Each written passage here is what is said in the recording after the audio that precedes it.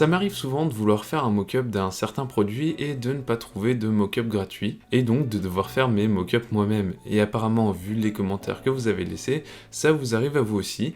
Et donc aujourd'hui, je vais vous aider à réaliser de meilleurs mock-ups sur Photoshop en partant d'images que vous pourrez trouver sur Google Images. À travers des exemples, je vais vous donner mes petites astuces et puis je vais vous montrer un petit peu comment est-ce que je travaille les images pour arriver à en faire des mock-ups réalistes. Si vous aimez cette vidéo et si elle vous est utile, n'hésitez pas à lâcher un pouce bleu et à me dire ce que vous en pensez dans les commentaires parce que c'est plutôt important pour moi. Et si vous n'êtes pas déjà abonné, je vous invite à le faire dès maintenant. Quand c'est la première fois que vous faites votre propre mock-up sur Photoshop, il faut commencer par les bases. Et quoi de plus basique qu'un panneau publicitaire? Le panneau publicitaire, c'est typiquement le type d'affichage où vous n'avez pas besoin de déformer votre image beaucoup, puisqu'en fait c'est une surface plane. Et donc là, je vais vous montrer comment est-ce qu'on peut faire à partir d'une image que j'ai trouvée sur Google Images pour incruster notre pub dans un panneau publicitaire. Donc une fois que vous avez votre image de panneau publicitaire et votre image de pub que vous voulez intégrer dedans, vous pouvez faire CTRL plus T, et donc là vous avez votre objet qui est en transformation manuelle. Et si vous maintenez CTRL et que vous allez sur les coins, vous voyez que votre curseur devient blanc, et donc ça veut dire que vous allez pouvoir faire des déformations en perspective. Et donc ce que vous allez vouloir faire, c'est mettre chaque coin dans les coins du panneau publicitaire.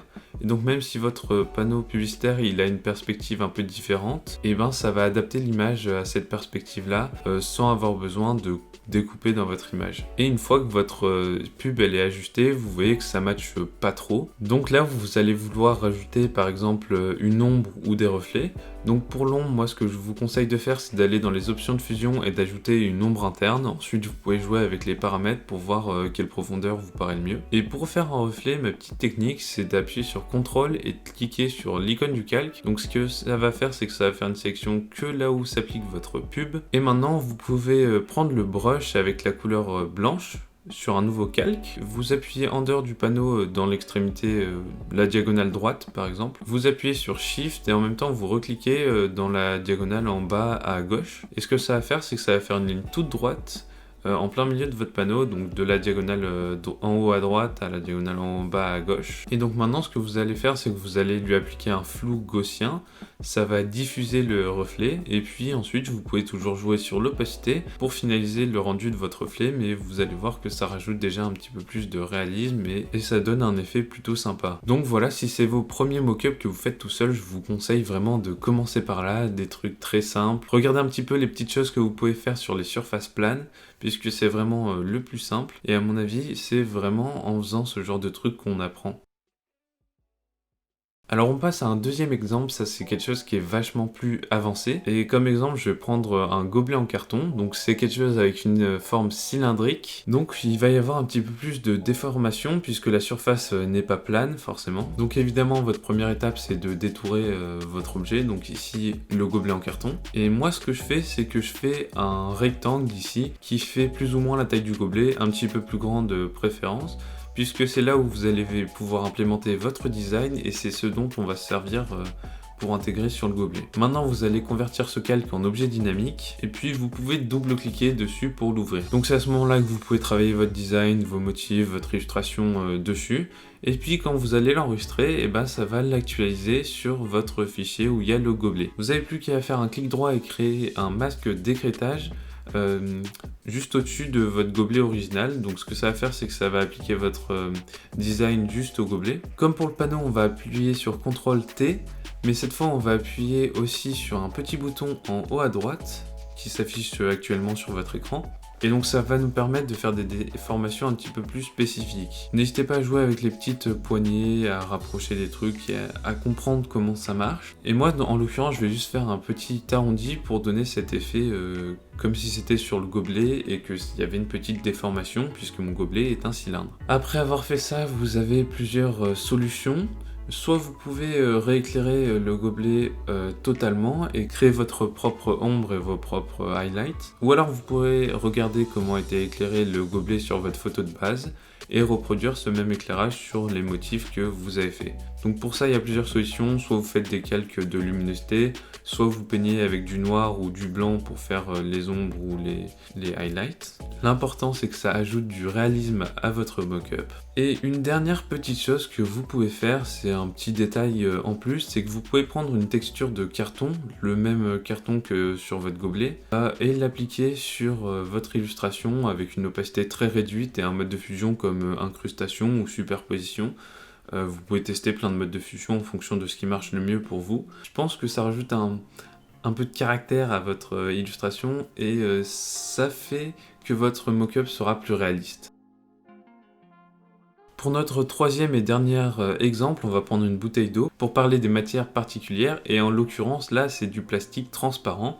Donc on va voir comment est-ce qu'on peut rendre du plastique transparent à partir d'une photo pour qu'on puisse l'intégrer dans tous les milieux et que finalement on ait vraiment cet effet transparent. Donc comme tout à l'heure, la première étape c'est de détourer votre bouteille d'eau en l'occurrence. Puis on va séparer les parties opaques des parties transparentes, donc le plastique de l'étiquette et du bouchon par exemple. Et puis le calque où il y a le plastique, moi je lui baisse son opacité. À l'endroit où il y a le plastique, vous allez créer un nouveau calque en dessous, vous allez mettre son opacité à 15% et vous allez peindre en gris clair juste sur la zone de la bouteille. Et donc ça, on y reviendra plus tard, mais ça aura une réelle utilité pour votre mock-up. Puis comme pour le gobelet, on fait un rectangle qui fait à peu près la taille de l'étiquette, puisque l'étiquette c'est l'endroit qu'on veut customiser. Et on le convertit en objet dynamique. Évidemment, on le met en masque d'écrêtage avec le calque original de l'étiquette. Puis vous pouvez appuyer sur CTRL-T et l'icône en haut à droite comme tout à l'heure. Et puis essayer de déformer pour que ça fasse la même chose que sur l'étiquette. Donc avec les petites poignées, moi je rabaisse pour que ça fasse le même arrondi. Et puis je ramène sur les côtés pour que ça fasse vraiment cet effet de distorsion qui est lié à la forme de la bouteille. Alors là, soit vous vous inspirez de l'éclairage de l'étiquette de base, ou alors vous décidez de tout rééclairer, et c'est là que notre fond gris clair peut nous être utile. En effet, si vous décidez de rééclairer votre bouteille sur le fond gris, en fait, vous allez prendre du blanc et vous allez le peindre là où vous voulez qu'il y ait les highlights, et vous allez prendre du noir et le peindre toujours sur le gris, là où vous voulez qu'il y ait les ombres. Et donc ce que ça va faire, c'est que ça va faire comme si une partie de la bouteille recevait de la lumière, une partie de la bouteille était sombre.